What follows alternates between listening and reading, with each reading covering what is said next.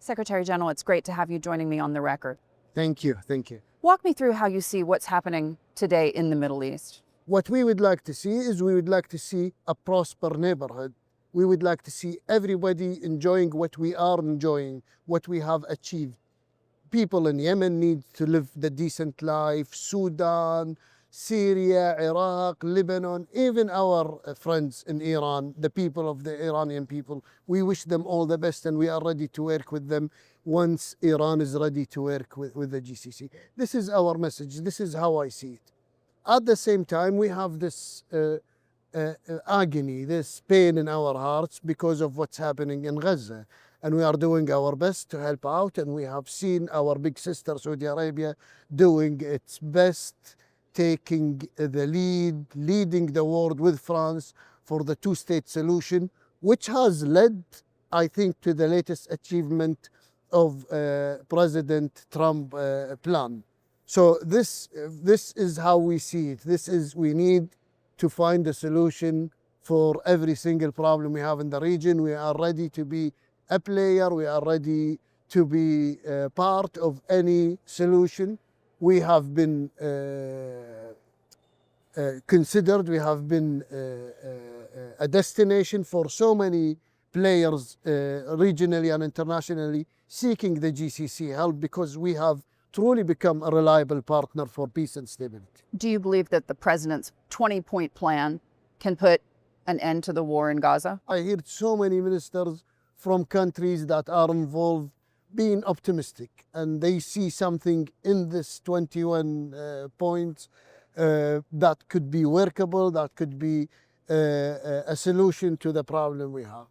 Yet again, will Benjamin Netanyahu accept these 21 and interpret them as everybody else interprets them, or is he going to find his own definition and in his own way to interpret these 21 points? This is what we need. We seek a real partner in peace in Israel in order to really find a solution. Some of the foreign ministers here at the Munich leaders meeting have suggested that if Mr. Netanyahu doesn't acquiesce with this 20-point plan, that he will find a much more hostile neighborhood going forward. They know now who is behind the real problem. It's him. It's his government. It's not the Israeli people. It's this government that is not seeking peace. We see on a daily basis 100,000 of Israeli going outside demonstrating against him and against his crimes in Gaza. It is just this government that we have a problem with. We have proven, the Arab world have been proven that we are peace seekers. Do you believe that Benjamin Netanyahu can find that peace between Israel and the rest of the Middle East? So far, he has not been proven to really seek peace. He has proven that he is full of rage and anger and he wants to destroy every single thing. I mean, how could anybody really see what we see in Gaza and never have any feelings or nothing moves inside? Do you believe that the world is finally beginning to listen? I think so. I think so. This latest ONGA in New York, the vibe is totally pro-Palestine, pro finding a solution. Even the toughest countries that are, sometimes having a harsh stand on this issue have been lenient now and more acceptable to a better life, a lasting solution, the two-state solution for the Palestinian. I think I'm optimistic. One of the points in President Trump's plan would suggest that there will be a peacekeeping force deployed in Gaza. The GCC has deployed forces before. Is that something that you foresee happening? I don't think it's an option for the time being that to send forces, because it's just too complicated of a situation. What is the mandate of the forces? What are the areas they will cover? Under whose leadership the forces will be?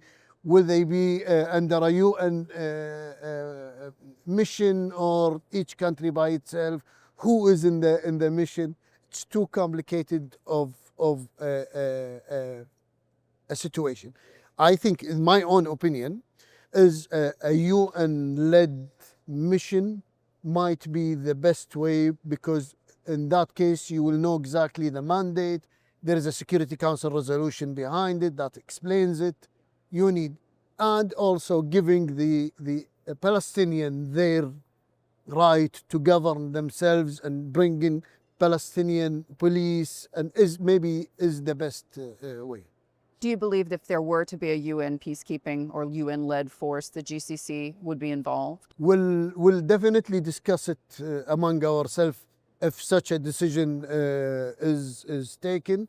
The GCC has done UN missions, I think, in Afghanistan many years ago, but it's something that we discuss as a whole and make a decision about it. Are you having any worry today about the US dollar, because GCC currencies are pegged to the US dollar? I don't think the US dollar is in any danger now. I think it's stable and strong, and the interest rate is quite reasonable.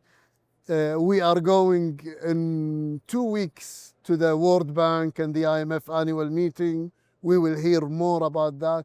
But I have not seen anything alarming in our studies, or actually we're doing very well. I read a few days ago our GDP, for each country's GDP for the first quarter of 2025.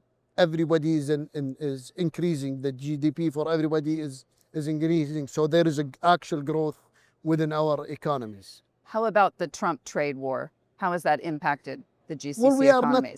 We are not part of this war. Or if you want to call it war, I don't know if we call it war or negotiations. But whatever happens there will affect us. I mean, whatever economic relationship between the US and China, not only the GCC, everybody else will be definitely affected, and will watch it very, very closely. We are trying to protect ourselves. We monitor it, and we talk with everybody. As I told you, we really, thank God, we have solid economies backed with solid markets, solid reserves, great governance, great budgetary governance. So we're in a good shape now, but you have to watch the whole world. Yeah. Nevertheless, oil prices at 60 aren't good for GCC economies. How long can they sustain these lower prices? Well, we would, sometimes it's good because it makes you think how to get out of the oil. This is my personal opinion. How do I diversify? And this tells you that you really need to make this happen as soon as possible. And that's not a joke.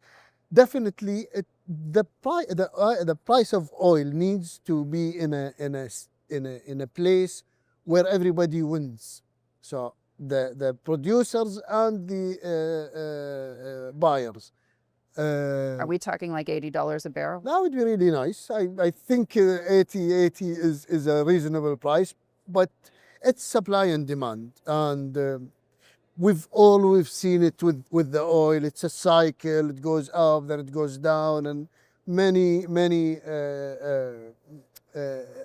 elements are involved, and many aspects are involved in the pricing. The concern is that with lower oil prices, less money is going to go into investing in future oil production, and that could inevitably lead to a crunch. Is that something you think about? The main thing here is we are a reliable partner. We want to be at everybody's consideration once there is shortage in demand. We want to play our role by making sure that there is energy security, and it's energy for everybody, and everybody gets reached out to with this. You cannot do it by maintaining your oil fields the same and your production the same. The world is growing, economies are growing, new aspects of science is growing. So the demand will be there. The demand will be bigger. How do you see the GCC's clout or power diminishing as a result of the fact that the United States is now the world's dominant producer in oil and gas? Well, we are always a factor. We are always a player, whether in production, whether in refineries, or whether in reserve. Number one, oil reserve is in the GCC, and number two, gas reserve is in the GCC. We believe the world is big enough to contain everybody. We believe we need to speak with our partners, especially the United States, which is a strategic partner of GCC, on all sorts of issues, including the energy and oil production and gas production. Tell me about the relationship with China. China today has become a major player in the GCC, and not just in the sense of buying its oil. Right. We have a very strong strategic partnership with China. We are in continuous discussion and talks with them. We held our first summit with them in 2022 in Riyadh, Saudi Arabia, and that summit was the cornerstone of our relationship, and it's so many parts, so many areas developing. And you don't see that as contradictory to the relationship with the United States? Not at all. Why? No. Because we are friends with everybody. We stand in the middle and we reach out to everybody from the same distance. We should not be judged because we have a good relationship with China, nor should we be judged because we have a good relationship with the United States. It is politics, it is relationships, it is strategic dialogue. The United States never tell us whom to be friends with and whom not to be friends with. Last month, in September 1st, we held, September 11, we held our 7th ministerial meeting with Russia in Sochi. So we are friends with everybody. This is our, doctrine. Tell me this. In your mind, what is the greatest existential threat to the GCC today? Well, I think the most threat, not only on GCC, on the whole world, is not holding regimes or government or countries unaccountable.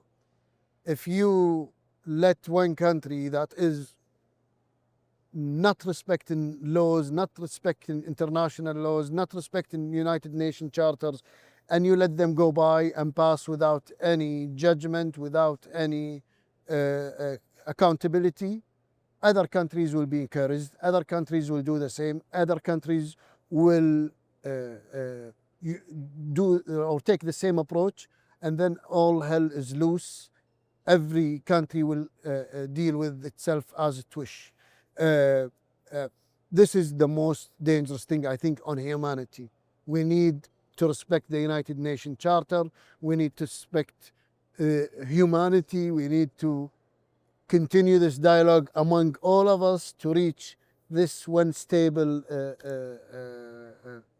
world. Another thing that is also a bit worrying to me is the situation in Africa. There are countries, and the people of Africa really need our attention, really need to, give them the support that they do.